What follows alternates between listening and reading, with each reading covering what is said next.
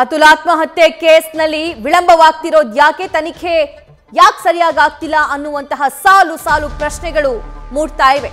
FIR ದಾಖಲಾದರೂ ಕೂಡ ಆರೋಪಿಗಳನ್ನ ಇದುವರೆಗೂ ಯಾಕೆ ಅರೆಸ್ಟ್ ಮಾಡಿಲ್ಲ? ಆರೋಪಿಗಳನ್ನ ಅರೆಸ್ಟ್ ಮಾಡೋದಕ್ಕೆ ವಿಳಂಬದ ಬಗ್ಗೆ ಪ್ರಶ್ನೆ ಮಾಡಲಾಗ್ತಾ ಇದೆ ಸೋಷಿಯಲ್ ಮೀಡಿಯಾದಲ್ಲಿ. ಉತ್ತರ ಪ್ರದೇಶಕ್ಕೆ ತೆರಳಿ ಮಾರ್ತಹಳ್ಳಿ ಠಾಣೆ ಪೊಲೀಸರು ಈಗ ವಿಚಾರಣೆಗೆ ಮುಂದಾಗಿದ್ದಾರೆ. ಅತುಲ್ ಪತ್ನಿ ನಿಖಿತಾ ಹಾಗೂ ಕುಟುಂಬದವರನ್ನ ಬಂಧನ ಮಾಡುವಂತಹ ಸಾಧ್ಯತೆ ಕೂಡ ಇದೆ. ಸುದೀರ್ಘ 24 ಪುಟಗಳ ಡೆತ್ ನೋಟ್ ಅತುಲ್ ಬರೆದಿದ್ರು. 1.5 ಗಂಟೆಯ ಕಾಲ ವಿಡಿಯೋವನ್ನ ಚಿತ್ರೀಕರಿಸಿದ್ರು.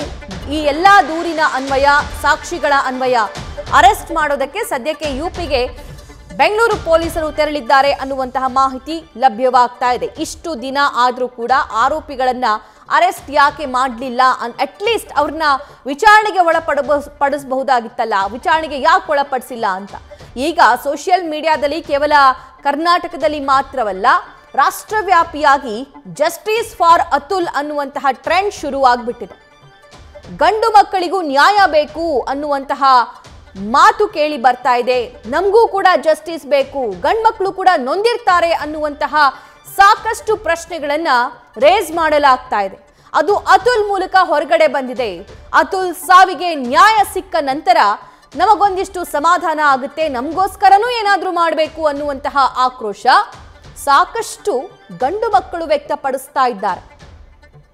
ಸೊ ಹಾಗಾಗಿ A1 ಆರೋಪಿ ನಿಖಿತಾ ಸಿಂಘಾನಿಯಾ, ನಿಶಾ ಸಿಂಘಾನಿಯಾ, ಅನುರಾಗ್ ಸಿಂಘಾನಿಯಾ, ಸುಶೀಲ್ ಸಿಂಘಾನಿಯಾ, ಸೊ ಇವರನ್ನೆಲ್ಲ ಅರೆಸ್ಟ್ ಮಾಡಿ ಕರೆ ತರುವಂತಹ ಸಾಧ್ಯತೆ ಕೂಡ ಇದೆ. ಆದರೆ ಯಾಕೆ ವಿಳಂಬವಾಯಿತು ಅನ್ನುವಂತಹ ಪ್ರಶ್ನೆ. ಕಾನೂನು ವ್ಯವಸ್ಥೆಯನ್ನು ಕೂಡ ಅತುಲ್ ತಮ್ಮ ಆ ವಿಡಿಯೋನಲ್ಲಿ ಪ್ರಶ್ನೆ ಮಾಡಿದ್ರು. ಜಡ್ಜ್ ಯಾವ ರೀತಿಯಾಗಿ ನಡ್ಸ್ಕೊಂಡ್ರು, ಅವರಿಗೆ ಏನೆಲ್ಲ ಹೇಳಿದ್ರು, ನಿಂದಿಸಿದ್ರು ಅನ್ನೋದನ್ನು ಪ್ರಸ್ತಾಪ ಮಾಡಿದ್ರು. ತಮ್ಮ ಹೆಂಡತಿಯಿಂದ ಅವರಿಗಾದಂತಹ ಆ ಮಾನಸಿಕ ಕಿರುಕುಳವನ್ನು ಕೂಡ ಪ್ರಸ್ತಾಪ ಮಾಡಿದ್ರು. ತಮ್ಮ ಹತ್ರ ದುಡ್ಡು ಇಲ್ಲದೆ ಇದ್ರೂ ಕೂಡ ಹೆಂಡತಿ ಒಳ್ಳೆ ಕೆಲಸದಲ್ಲಿ ಇದ್ಲು, ಆದರೂ ಕೂಡ ಅವಳಿಗೆ ಜೀವನಾಂಶ ಕೊಡಬೇಕು ಅನ್ನುವಂತಹ ಮಾತನ್ನ ಕೋರ್ಟ್ ಹೇಳ್ತು. ಅದನ್ನ ನಾನು ಪಾಲಿಸ್ಬೇಕು ಅಂತಂದ್ರೆ ನನಗೆ ಸಾಕಷ್ಟು ನೋವಾಯಿತು ಅನ್ನೋದನ್ನು ಪ್ರಸ್ತಾಪ ಮಾಡಿದ್ರು. ಅದಕ್ಕೆ ಒಂದಿಷ್ಟು ಡಾಕ್ಯುಮೆಂಟ್ಸ್ ಅನ್ನು ಕೂಡ ಕಳುಹಿಸ್ಕೊಟ್ರು. ಟ್ರಂಪ್ ವರೆಗೂ ಕೂಡ ಈ ಸುದ್ದಿಯನ್ನ ತಲುಪಿಸುವಂತ ಪ್ರಯತ್ನ ಅತುಲ್ ಮಾಡಿದ್ರು.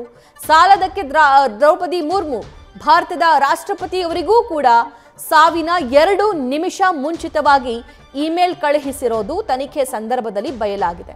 ಆದರೆ ಈಗ ಬೆಂಗಳೂರಿನ ಮಾರ್ತಹಳ್ಳಿ ಪೊಲೀಸರು ಉತ್ತರ ಪ್ರದೇಶಕ್ಕೆ ತೆರಳಿದ್ದಾರೆ. ಅತುಲ್ ಪತ್ನಿ ನಿಖಿತಾ ಮತ್ತು ಕುಟುಂಬದವರನ್ನ ತನಿಖೆಗೆ ಒಳಪಡಿಸುವಂತಹ ಸಾಧ್ಯತೆ ಸದ್ಯಕ್ಕೆ ಕಂಡು ಬರ್ತಾ ಇದೆ.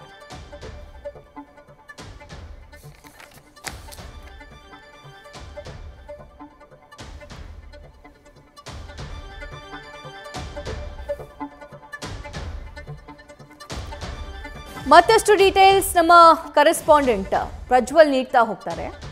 ಪ್ರಜ್ವಲ್, ಇಷ್ಟು ದಿನ ಆದರೂ ಕೂಡ ಅರೆಸ್ಟ್ ಮಾಡೋದು ದೂರ ಮಾತು, ಆದರೆ ಅತುಲ್ ಯಾರನ್ನೆಲ್ಲ ಆರೋಪಿ ಸ್ಥಾನದಲ್ಲಿ ನಿಲ್ಲಿಸಿದಾರಲ್ಲ ಅಥವಾ ಯಾರ ಮೇಲೆಲ್ಲ ಆರೋಪ ಮಾಡಿದ್ದಾರಲ್ಲ ತಮಗಾಗಿರುವಂಥ ಕಿರುಕುಳ ಅನ್ಯಾಯದ ಬಗ್ಗೆ, ಅವ್ರನ್ನ ತನಿಖೆಗಾದ್ರೂ ಒಳಪಡಿಸಬಹುದಾಗಿತ್ತು. ಯಾಕೆ ಆ ಕೆಲಸ ಆಗಿಲ್ಲ?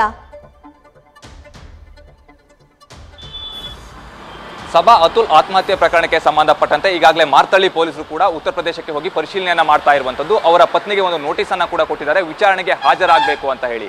ವಿಚಾರಣೆಗೆ ಹಾಜರಾದಂತಹ ಸಂದರ್ಭದಲ್ಲಿ ಸಾಕಷ್ಟು ಪ್ರಶ್ನೆಗಳನ್ನ ಕೂಡ ಕೇಳ್ತಾ ಹೋಗ್ತಾರೆ. ಇಲ್ಲಿ ಬಂಧನ ಮಾಡೋದಕ್ಕಿಂತ ಮುಂಚಿತವಾಗಿ ಮೊದಲಿಗೆ ಸಾಕ್ಷಿಗಳನ್ನ ಸಂಗ್ರಹಿಸಬೇಕಾಗಿರುತ್ತೆ. ಅಂದ್ರೆ ಅತುಲ್ ಯಾವ ಒಂದು ಆರೋಪವನ್ನ ಮಾಡಿದಾರಲ್ಲ ಆ ಎಲ್ಲಾ ಒಂದು ಆರೋಪಗಳಿಗೆ ಸಂಬಂಧಪಟ್ಟಂತಹ ಸಾಕ್ಷಿಗಳನ್ನ ಸಂಗ್ರಹಿಸ್ತಾ ಹೋಗ್ತಾರೆ. ಸಾಕ್ಷಿಗಳನ್ನ ಸಂಗ್ರಹಿಸಿದಂತಹ ವೇಳೆಯಲ್ಲಿ ಯಾವ್ಯಾವ ಸಾಕ್ಷಿಗಳು ಅವರ ವಿರುದ್ಧವಾಗಿ ಸಿಗುತ್ತಲ್ಲ ಆ ಸಂದರ್ಭದಲ್ಲಿ ಅವ್ರನ್ನ ಬಂಧಿಸೋದಕ್ಕೆ ಸಹಕಾರಿಯಾಗುತ್ತೆ. ಮತ್ತೊಂದು ಕಡೆಯಲ್ಲಿ ಅತುಲ್ ಅವರು ಒಂದು ವಿಚಾರವನ್ನು ಸ್ಪಷ್ಟಪಡಿಸ್ತಾರೆ, ನನ್ನ ಪತ್ನಿ ನನ್ನ ವಿರುದ್ಧ ಸಾಕಷ್ಟು ಸುಳ್ಳು ದೂರುಗಳನ್ನ ಹಾಕಿದ್ದಾರೆ ಅಂತ ಹೇಳಿ. ಆ ಒಂದು ದೂರುಗಳು ಯಾವ್ಯಾವುದು ಅನ್ನೋದ್ರ ಬಗ್ಗೆ ಕೂಡ ಈಗಾಗಲೇ ಮಾರ್ತಳ್ಳಿ ಪೊಲೀಸರು ತನಿಖೆಯನ್ನ ಮಾಡ್ತಾ ಇರುವಂತದ್ದು. ಅದ್ರ ಬಗ್ಗೆ ಕೂಡ ಮಾಹಿತಿಯನ್ನು ಸಂಗ್ರಹಿಸ್ತಾ ಇದ್ದಾರೆ. ಅದೇ ರೀತಿಯಲ್ಲಿ ನ್ಯಾಯಾಲಯದಲ್ಲಿ ಆ ಒಂದು ಕೇಸ್ಗಳು ಯಾವ ಒಂದು ಹಂತದಲ್ಲಿದೆ, ಯಾವ ರೀತಿಯ ಒಂದು ತೀರ್ಮಾನ ಬಂದಿದೆ ಅನ್ನೋದ್ರ ಬಗ್ಗೆ ಕೂಡ ಇಲ್ಲಿ ಪರಿಶೀಲನೆಯನ್ನ ಮಾಡಬೇಕಾಗುತ್ತೆ. ಅನಂತರದಲ್ಲಿ ಈ ಒಂದು ಪ್ರಕರಣಕ್ಕೆ ಸಂಬಂಧಪಟ್ಟಂತೆ ಅವರ ಬಂಧನ ಮಾಡಬೇಕು ಅಥವಾ ಮಾಡಬಾರ್ದು ಅನ್ನೋದ್ರ ಬಗ್ಗೆ ಕೂಡ ಇಲ್ಲಿ ಪೊಲೀಸರು ಪರಿಶೀಲನೆ ಮಾಡ್ತಾರೆ. ಯಾಕೆ ಅಂತ ಹೇಳಿದ್ರೆ ಇಲ್ಲಿ ಮೊದಲಿಗೆ ನಿಖಿತಾ ಅವ್ರನ್ನ ವಿಚಾರಣೆ ಮಾಡ್ತಾರೆ. ನಿಖಿತಾ ಅವರು ವಿಚಾರಣೆ ಮಾಡಿದಂಥ ಸಂದರ್ಭದಲ್ಲಿ ನೀವು ಮಾಡಿದಂಥ ಆರೋಪಗಳಿಗೆ ಸಂಬಂಧಪಟ್ಟಂತೆ ನಿಮ್ಮ ಬಳಿ ಸಾಕ್ಷಿಗಳು ಇದೆಯಾ ಅನ್ನೋದ್ರ ಬಗ್ಗೆ ಕೂಡ ಪ್ರಶ್ನೆಯನ್ನ ಮಾಡ್ತಾ ಹೋಗ್ತಾರೆ. ಯಾಕೆ ಅಂತ ಹೇಳಿದ್ರೆ ಅತುಲ್ ಅವರು ಆತ್ಮಹತ್ಯೆ ಮಾಡೋದಕ್ಕಿಂತ ಮುಂಚಿತವಾಗಿ ಡೆತ್ ನೋಟ್ ಅನ್ನ ಬರೆದಿಟ್ಟಿದ್ದಾರೆ, ಹಾಗೆ ವಿಡಿಯೋವನ್ನ ಕೂಡ ಮಾಡಿದ್ದಾರೆ. ಅದರಲ್ಲಿ ಅವರು ಸ್ಪಷ್ಟವಾಗಿ ಹೇಳ್ತಾ ಇದ್ದಾರೆ ಇದೆಲ್ಲವೂ ಕೂಡ ಸುಳ್ಳು ಆರೋಪ ಅನ್ನುವಂಥದ್ದು. ಅವರು ಸುಳ್ಳು ಆರೋಪ ಅನ್ನುವಂಥ ಸಂದರ್ಭದಲ್ಲಿ ನಿಮ್ಮ ಬಳಿ ಏನಾದರೂ ಸಾಕ್ಷಿ ಇರಬೇಕಲ್ವಾ? ಈ ಹಿಂದೆ ನೀವು ಈ ರೀತಿಯ ಒಂದು ಪ್ರಕರಣವನ್ನು ದಾಖಲಿಸಿದಂಥ ಸಂದರ್ಭದಲ್ಲಿ ಆ ಒಂದು ಪ್ರಶ್ನೆಯನ್ನ ಮಾಡಿದಂಥ ವೇಳೆಯಲ್ಲಿ ಅವರು ಕೂಡ ಅದಕ್ಕೆ ಸಾಕ್ಷಿಗಳನ್ನು ನೀಡಬೇಕಾಗುತ್ತೆ. ಒಂದು ವೇಳೆ ಸಾಕ್ಷಿಯನ್ನು ನೀಡುವಂಥದ್ದು ವಿಫಲವಾಗಿದ್ರೆ ಇಲ್ಲಿ ಸುಳ್ಳು ದೂರು ದಾಖಲಿಸಿರುವಂಥದ್ದು ಕೂಡ ಪ್ರಾಥಮಿಕವಾಗಿ ಸ್ಪಷ್ಟವಾಗ್ತಾ ಹೋಗುತ್ತೆ. ಆ ಸಂದರ್ಭದಲ್ಲಿ ಅವರನ್ನ ಬಂಧಿಸುವಂತ ಒಂದು ಕೆಲಸವನ್ನ ಮಾಡಬಹುದು. ಅದನ್ನ ಹೊರತುಪಡಿಸಿ ಅಂದ್ರೆ ಈಗ ಅತುಲ್ ಅವರು ಮಾಡಿರುವಂತಹ ಆರೋಪಗಳನ್ನ ಉಲ್ಲೇಖಿಸ್ತಾ ಹೋದಂತ ಸಂದರ್ಭದಲ್ಲಿ ಅವರು ಯಾವ್ಯಾವ ಆರೋಪಗಳನ್ನ ಮಾಡಿದ್ರು ಆ ಎಲ್ಲಾ ಆರೋಪಗಳಿಗೆ ಸಂಬಂಧಪಟ್ಟಂತೆ ಬೇರೆ ಸಾಕ್ಷಿಗಳು ಅತುಲ್ ಬಳಿ ಏನಿದೆ ಅನ್ನೋದ್ರ ಬಗ್ಗೆಯೂ ಕೂಡ ಇಲ್ಲಿ ತನಿಖೆಯನ್ನ ಮಾಡಬೇಕಾಗುತ್ತೆ. ಆ ನಿಟ್ಟಿನಲ್ಲಿ ಅತುಲ್ ಅವರ ಕುಟುಂಬಸ್ಥರನ್ನ ಕೂಡ ಸಂಪರ್ಕಿಸುವಂತ ಒಂದು ಕೆಲಸವನ್ನ ಮಾಡ್ತಾರೆ. ಅವರಿಂದಲೂ ಕೂಡ ಮಾಹಿತಿ ಪಡೆಯುವಂತ ಒಂದು ಕೆಲಸವನ್ನ ಮಾಡ್ತಾರೆ. ಆ ಮಾಹಿತಿಯನ್ನು ಪಡೆದಂತ ವೇಳೆಯಲ್ಲಿ ಅವರು ಯಾವ ರೀತಿಯ ಒಂದು ಸಾಕ್ಷಿಗಳನ್ನ ನೀಡ್ತಾ ಹೋಗ್ತಾರೆ ಅನ್ನೋದ್ರ ಆಧಾರದ ಮೇಲೆ ಆತ್ಮಹತ್ಯೆಗೆ ಪ್ರಚೋದನೆಗೆ ಸಂಬಂಧಪಟ್ಟಂತೆ ನಿಖಿತಾ ಅವರ ನೇರ ಪಾತ್ರ ಇದೆಯಾ ಅನ್ನೋದ್ರ ಬಗ್ಗೆ ಕೂಡ ಇಲ್ಲಿ ತನಿಖೆಯನ್ನು ಮಾಡಬೇಕಾಗುತ್ತೆ. ಆ ಸಂದರ್ಭದಲ್ಲಿ ನೇರವಾದಂತಹ ಪಾತ್ರ ಕಂಡು ಬಂದಂತ ವೇಳೆಯಲ್ಲಿ ಬಂಧಿಸುವಂತ ಒಂದು ಕೆಲಸವನ್ನ ಮಾಡ್ತಾ ಹೋಗ್ತಾರೆ. ಅಂದ್ರೆ ಇಲ್ಲಿ ಬಂಧನದ ಭೀತಿ ಏನಿದೆ ಅದು ಮುಖ್ಯವಾಗಿ ಕಾಣ್ತಾ ಇರುವಂತದ್ದು. ಅತುಲ್ ಅವರ ಪತ್ನಿ ಆಗಿರ್ಬೋದು, ಹಾಗೆ ಅವರ ಸಂಬಂಧಿಕರಾಗಿರ್ಬೋದು, ಅವರನ್ನ ಬಂಧಿಸುವಂತ ಒಂದು ಸಾಧ್ಯತೆ ಏನಿದೆ ಅದು ಬಹಳ ದಟ್ಟವಾಗಿದೆ ಅಂತಾನೆ ಹೇಳ್ಬೋದು. ಆದ್ರೆ ಈಗಾಗಲೇ ಉತ್ತರ ಪ್ರದೇಶಕ್ಕೆ ಹೋಗಿರುವಂತಹ ಮಾರ್ತಳ್ಳಿ ಪೊಲೀಸರು ಆ ಬಗ್ಗೆ ತನಿಖೆಯನ್ನ ಮಾಡ್ತಾ ಇದ್ದಾರೆ. ಅವರಿಗೆ ಈಗಾಗಲೇ ವಿಚಾರಣೆಗೆ ಸಂಬಂಧಪಟ್ಟಂತೆ ನೋಟಿಸ್ ಅನ್ನ ಕೊಡ್ತಾರೆ. ಅವರು ವಿಚಾರಣೆಗೆ ಬರಬೇಕಾಗುತ್ತೆ. ವಿಚಾರಣೆಗೆ ಸಹಕರಿಸದೇ ಇದ್ರೂ ಕೂಡ ಬಂಧಿಸುವಂತ ಒಂದು ಸಾಧ್ಯತೆ ಇರುತ್ತೆ. ಈಗಾಗಲೇ ದೇಶಾದ್ಯಂತ ಈ ಒಂದು ಪ್ರಕರಣಕ್ಕೆ ಸಂಬಂಧಪಟ್ಟಂತೆ ಸಾಕಷ್ಟು ಜನ ಸುಳ್ಳು ದೂರುಗಳನ್ನು ದಾಖಲಿಸ್ತಾ ಇದ್ದಾರೆ. ಇದರಿಂದ ಸಾಕಷ್ಟು ಜನ ನೋವನ್ನು ಅನುಭವಿಸ್ತಾ ಇದ್ದಾರೆ ಅನ್ನುವಂಥ ಒಂದು ಮಾತುಗಳು ಕೂಡ ಕೇಳಿ ಬರ್ತಾ ಇರೋದ್ರಿಂದಾಗಿ ಪ್ರಕರಣವನ್ನ ಮಾರ್ತಳ್ಳಿ ಪೊಲೀಸರು ಕೂಡ ಗಂಭೀರವಾಗಿ ಪರಿಗಣಿಸಿದ್ದಾರೆ. ಯಾವುದೇ ಕಾರಣಕ್ಕೂ ಕೂಡ ಈ ಒಂದು ಪ್ರಕರಣದಲ್ಲಿ ಲೋಪದೋಷ ಆಗದೇ ಇರುವಂತಹ ರೀತಿಯಲ್ಲಿ ತನಿಖೆಯನ್ನು ಮಾಡ್ತಾ ಇದ್ದೀವಿ ಅನ್ನೋದ್ರ ಬಗ್ಗೆ ಕೂಡ ಈಗಾಗಲೇ ವೈಟ್ಫೀಲ್ಡ್ ಡಿಸಿಪಿ ಶಿವಕುಮಾರ್ ಗುಣಾರೆ ಅವರು ಕೂಡ ತಿಳಿಸಿರುವಂತದ್ದು. ಆ ಒಂದು ನಿಟ್ಟಿನಲ್ಲಿ ಯಾವುದೇ ರೀತಿಯಲ್ಲೂ ಕೂಡ ಸಮಸ್ಯೆ ಆಗದೇ ಇರುವಂತಹ ರೀತಿಯಲ್ಲಿ, ಅದೇ ರೀತಿಯಲ್ಲಿ ಅವರಿಗೆ ನ್ಯಾಯ ದೊರಕಿಸಬೇಕು ಅನ್ನುವಂತಹ ದೃಷ್ಟಿಯಲ್ಲಿ ತನಿಖೆಯನ್ನು ಮಾಡ್ತಾ ಇದ್ದೀವಿ ಅನ್ನುವಂಥ ಒಂದು ವಿಚಾರವನ್ನು ಕೂಡ ಪೊಲೀಸ್ ಇಲಾಖೆ ಸ್ಪಷ್ಟವಾಗಿ ಹೇಳ್ತಾ ಇದೆ.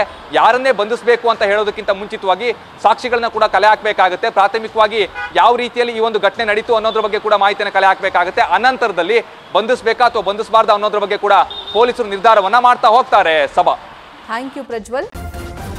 ನ್ಯೂಸ್ ಫಸ್ಟ್ ನಿರ್ಭೀತಿಯಿಂದ ನಿಮ್ಮ ಪರವಾಗಿ.